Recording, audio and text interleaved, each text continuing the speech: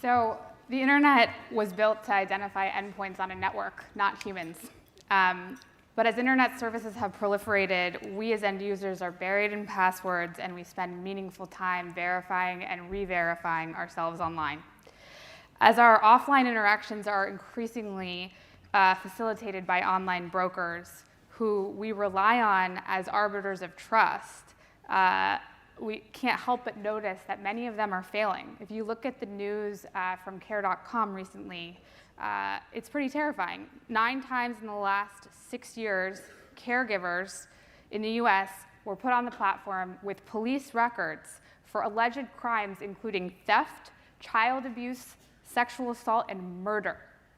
And later, those 9 people were accused of committing crimes while caring for children and the elderly.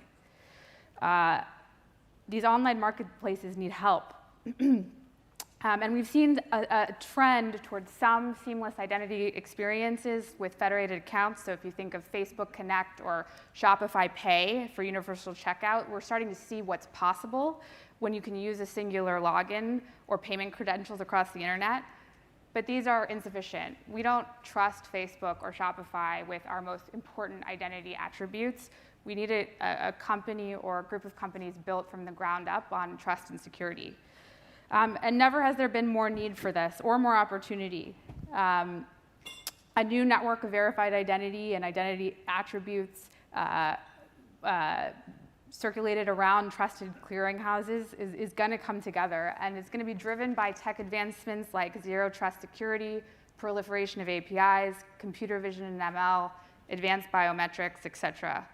And the regulatory environment is helping to drive it forward too with increasing privacy regulation. So it's time for this identity layer to exist for the internet. What does that look like in practice?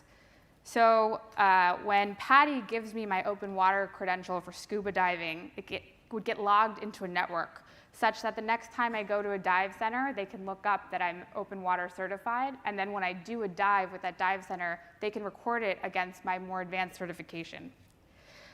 Even my experiences have value as part of my identity. If I want them to, HBO could verify that I watched season 8, episode 5 of Game of Thrones on Sunday, so that all the content apps on my phone can send me notifications about how the series just burned itself to the ground. So for all of my own identity data, I should have visibility into it, and third parties who want to access it should be allowed to do so by me, on a need-to-know basis with as little underlying data as possible. You can even imagine this with the State Department at some point in time, probably not in the next 5 years, but verifying my passport information so that the hotel I stay at doesn't need my actual passport copy.